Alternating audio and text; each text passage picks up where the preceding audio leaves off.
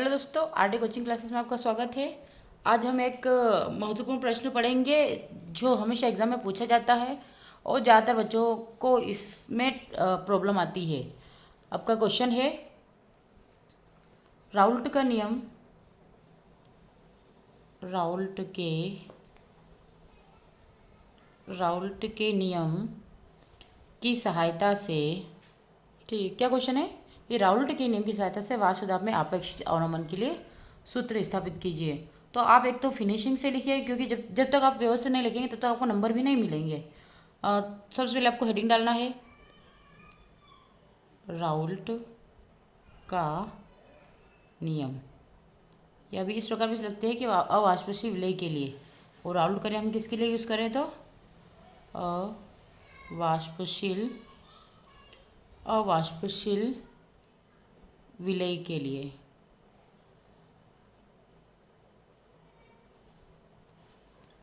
जब किसी, इसका बनेगा जब जब किसी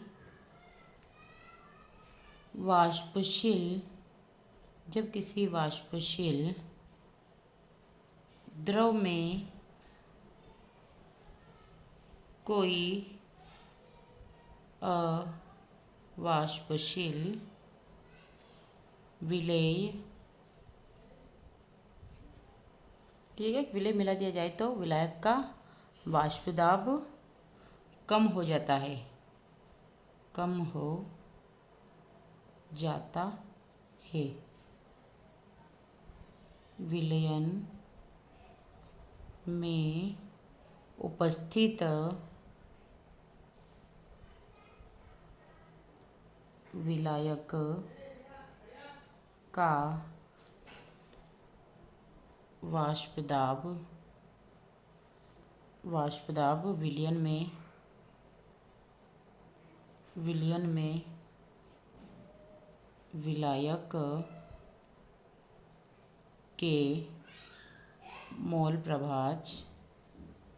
मोल प्रभाज के समानुपाती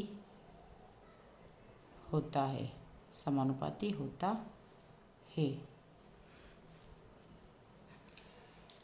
ठीक है। तो ये क्या है कि राउल्ट का नियम क्या है कि जब किसी वाष्पशील द्रव में कोई अवाष्पशील विलय मिला दिया जाता है तो विलायक का वाष्प दाब कम हो जाता है। विलयन में उपस्थित विलायक का वाष्प दाब विलयन में विलायक के मोल प्रभाज के समानुपाती होता है।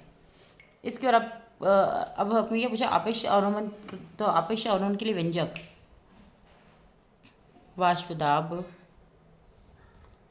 में आपेक्षिक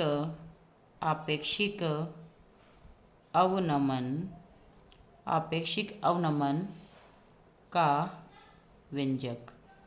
सबसे पहले हम इसी को देखेंगे, वाष्प दाब में आपेक्षिक अवनमन के लिए। तो इसके लिए एक छोटे से लिखना पड़ेगा आपको कि विलयन में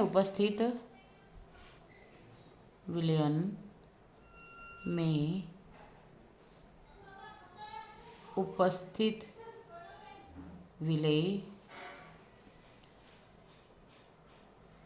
अवाष्पशील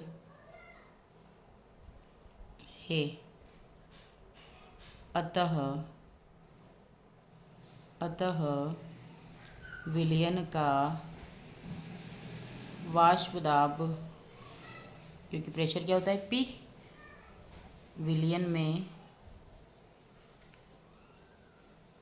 विलायक के वाष्प दाब PA के बराबर होगा, ठीक है। तो अब इसके लिए इक्वेशन फर्स्ट देखते हैं हम। अतः P = PA प्रोपोर्शनल XA, इसे हम समीकरण 1 नाम देंगे, ठीक है। उसके बाद तो इसे यहाँ पे XA क्या है, तो XA हम लिख सकते हैं, XA विलायक का मोल प्रभाज। ठीक है, क्या है, विलायक का मोल प्रभाज है। तो हम इसे ही सोल्व करेंगे।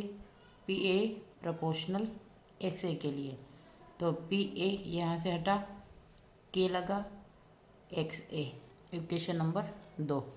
अब हमने यहाँ तक बात की, अब हम करेंगे शुद्ध विलायक के लिए। शुद्ध विलायक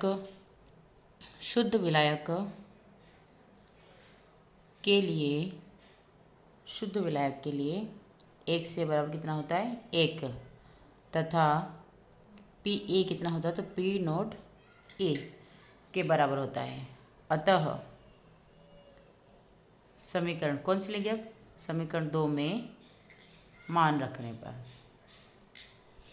समीकरण 2 में मान रखने पर,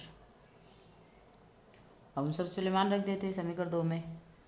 तो यहाँ पे हमें दे रखा है कि हम पी ए को पी नोट मान रहे, तो हमने क्या लिखा है यहाँ पे, P note A is equal to क्या आ जाएगा आपका, के, और एक्स आपका ही सही। तो इक्वेशन नंबर क्या आ गई, 3।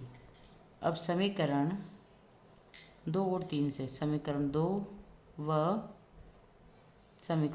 3 से, तो क्या आ गया आपका, P A is equal to, क्योंकि ये आपकी अब के की वैल्यू क्या, पी नोट है, तो पी नोट ए इंटू एक्स ए, ये आ गया आपके समीकरण 4। अब हमने अभी तक विलायक के लिए बात की थी, अब हम विलेय के लिए याद करेंगे।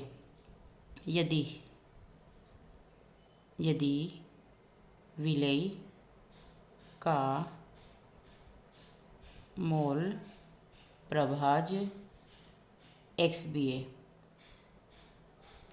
ठीक है, एक्स बी हो, तो हमने क्या था, पहले विलायक का मोल प्रभाज क्या था, एक्स से लिया था, अब विलेय का मोल प्रभाज कितना ले रहे हैं, एक्स बी।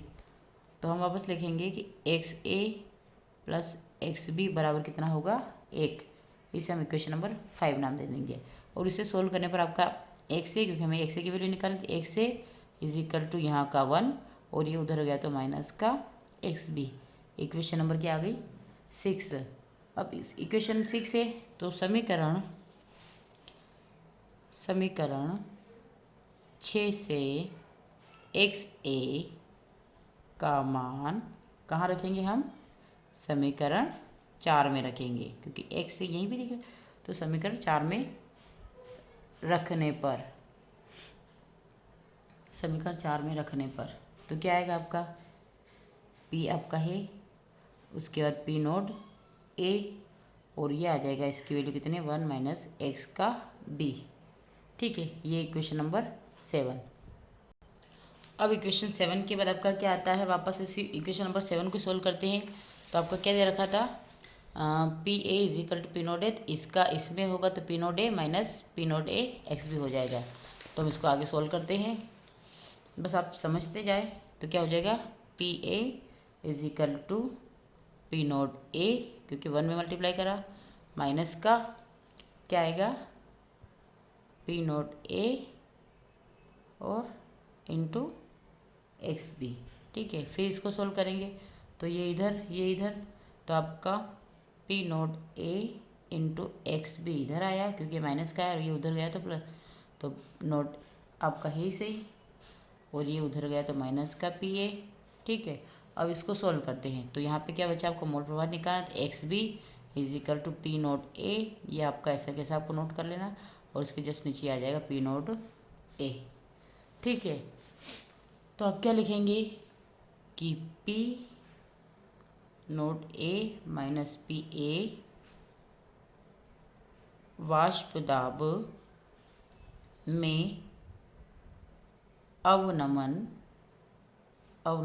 तथा जो हमें जो प्राप्त हुआ, P note A minus P A upon में पी नोट ए वाष्प दाब में आपेक्षिक